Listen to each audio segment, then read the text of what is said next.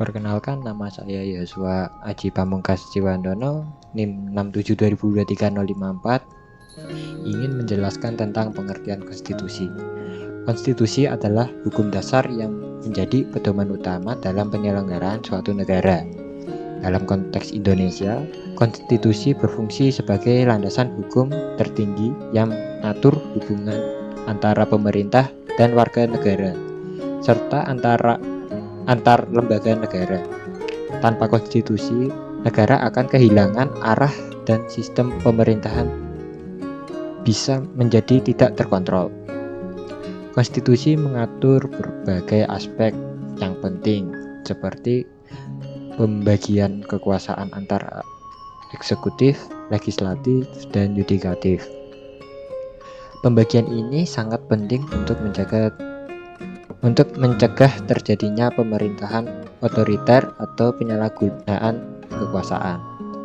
Selain itu, konstitusi juga mengatur hak-hak dasar warga negara seperti hak untuk bebas berpendapat, hak atas pendidikan, dan hak atas keadilan. Hal ini menciptakan keadilan sosial bagi seluruh rakyat Indonesia. Konstitusi bukan hanya sekedar aturan hukum, tetapi juga sebuah komitmen untuk menjaga prinsip-prinsip dasar negara yang mengutamakan keadilan dan demokrasi. Oleh karena itu, konstitusi adalah pedoman bersama yang harus dipatuhi oleh seluruh lapisan masyarakat, termasuk para pemimpin negara. Sekarang kita masuk ke segmen 2, yaitu sejarah dan perkembangan konstitusi. Sejarah konstitusi dimulai dengan keinginan rakyat untuk membatasi kekuasaan raja yang absolut.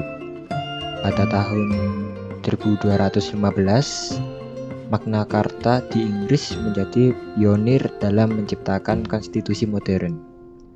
Dokumen tersebut mengatur agar raja tidak dapat bertindak sewenang-wenang dan memberikan hak-hak tertentu kepada rakyat, termasuk hak untuk mendapatkan pengadilan yang adil.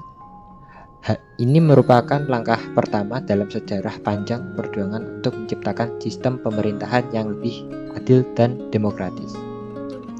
Di Indonesia, konstitusi pertama kali dirumuskan dalam UUD 1945 yang mulai berlaku sejak proklamasi kemerdekaan pada 17 Agustus 1945. UUD 1945 merupakan cerminan dari perjuangan bangsa Indonesia untuk merdeka dan berdaulat.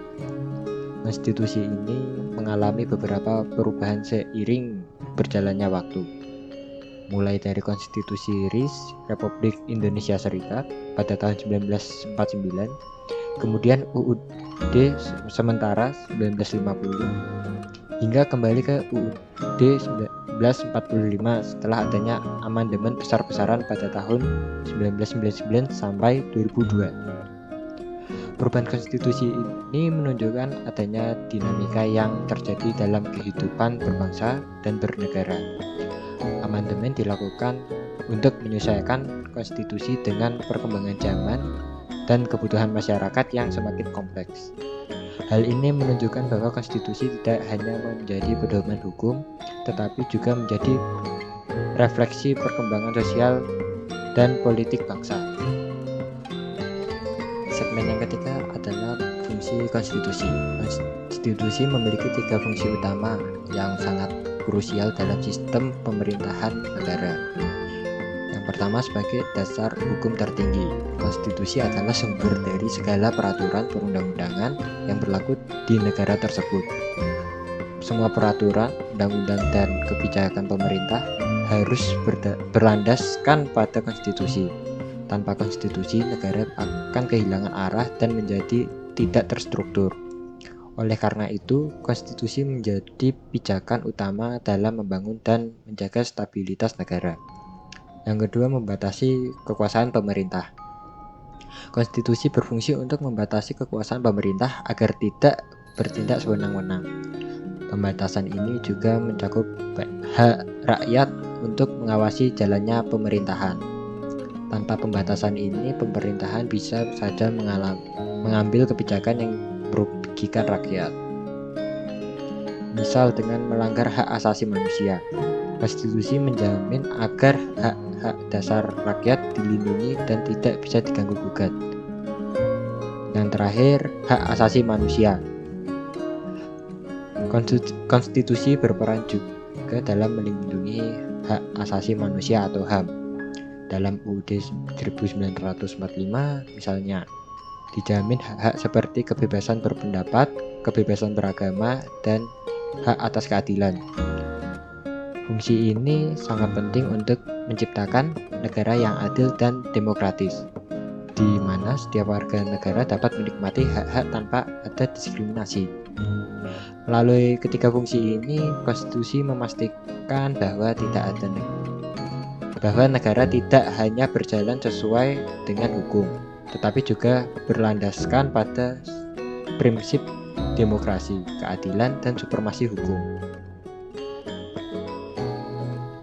Segmen yang keempat adalah jenis-jenis konstitusi. Konstitusi dapat dibedakan menjadi dua jenis utama, yaitu konstitusi tertulis dan konstitusi tidak tertulis. Yang pertama adalah konstitusi tertulis. Konstitusi tertulis adalah dokumen resmi yang membuat aturan dasar negara secara tertulis.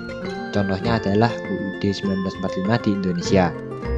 Konstitusi jenis ini jelas dan dapat diakses oleh masyarakat umum, sehingga memudahkan dalam pengawasan jalannya pemerintahan dan peraturan yang berlaku. Yang kedua adalah konstitusi tidak tertulis. Di sisi lain, ada juga negara yang menganut konstitusi tidak tertulis. Konstitusi ini lebih bersifat kebiasaan atau praktik-praktik yang sudah diterima secara luas oleh masyarakat. Salah satu contohnya adalah Inggris yang tidak memiliki satu dokumen konstitusi tertulis. Sebagai gantinya, kebiasaan hukum seperti hukum umum Inggris dan tradisi parlementer menjadi dasar sistem pemerintahan Inggris. Selain itu, konstitusi dapat bersifat fleksibel atau kaku, tergantung pada kemudahan atau kesulitan dalam melakukan perubahan.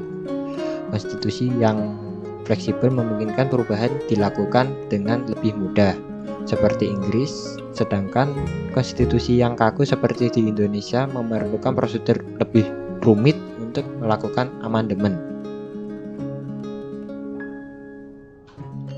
Segmen yang terakhir adalah pentingnya konstitusi dalam kehidupan bernegara. Konstitusi memainkan peran yang sangat penting dalam menjaga stabilitas politik dan keadilan sosial. Dengan adanya konstitusi, seluruh masyarakat dan pemerintah memiliki pedoman yang sama dalam menyelesaikan hak dan kewajiban mereka. Ini akan mengurangi potensi terjadinya konflik dan ketidakpastian hukum. Konstitusi juga menjadi dasar dalam penyelesaian konflik secara damai dan konstitusional. Ketika ada perbedaan pendapat atau bahkan pertentangan antar lembaga negara, konstitusi berfungsi sebagai penengah yang objektif dan adil. Oleh karena itu, pemahaman dan kepatuhan terhadap konstitusi adalah kewajiban setiap warga negara. Jika setiap warga negara memahami dan melaksanakan konstitusi dengan baik, maka negara akan mampu menciptakan masyarakat yang adil, makmur, dan berdaulat. Penting untuk diingat bahwa konstitusi bukanlah sekedar dokumen hukum, tetapi sebuah kontrak sosial yang mengikat seluruh elemen negara untuk bekerja sama demi kepentingan bersama. Setiap individu berperan dalam menjaga agar negara tetap sesuai dengan prinsip keadilan dan demokrasi yang terkandung dalam konstitusi.